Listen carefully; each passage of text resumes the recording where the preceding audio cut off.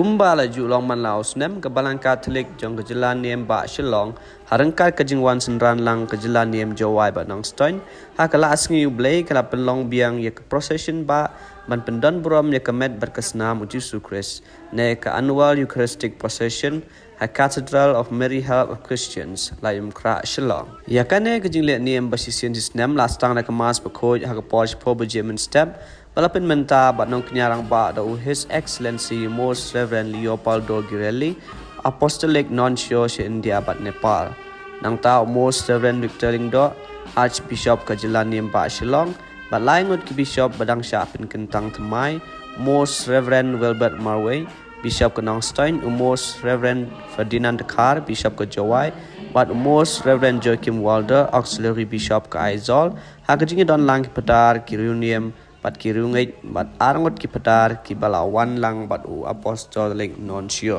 hadien ke mas bekoi la don ngejingle burom yo nuncio ki laingot ki bishop bat arangot ki pedar bawan lang bat nuncio nang tang jipun ku burom yo ba apol manyu bana maulai parish bala yo ya ke best literary award halor jing tho ke jing e syukurim ka tmai ke ying ke sem besok ke badai ke jing tho bakan sai hapo ke kot ying kristan bala ai da ka ebek Hakapor mas bakoj lai adon ringkat lang ki kinrem ki lindang halor ki simbut menteri rang ba ke jela uba preston tensong ki menteri sarkar ki MLA MDC ki officer nalor ki wei bala syak khot ngobha katba na kanok phai sngipat hakapor ship j steng kristan ki Byllien Ngut na jalan niem beper ki lawan bani simmenta hak jing yat procession ban mane banduai ban yaro pendon brom ye ke keteng bekrau bekhoi tam ujisu hak sakramen bekhoi tam keduan balara keleng ke surok balastang na Calvary sedhan geti Shillong Jawai Road Lime Kra Main Road Don Bosco Square bat phai biang Calvary ha gajing le niem hopok Calvary haswa ban penkot ye gajing mane ye ke sakramen layo gajing sneng jing crown no Most Reverend Joachim Walder Auxiliary Bishop ke Aizol nang tau Most Reverend Ferdinand Kar Bishop ke Jawai gajing duai no Most Reverend Archbishop ke Shillong Victor Lingdo pat khadu gajing ku no Apostolic Nuncio na ke sneng ke crow borok kiling dot sat kilapan pa ba ke procession ke dai gajing yai lenti sya gajing imbam jukut ban ke pen e ye gajing long bat li ke wei gajing ngei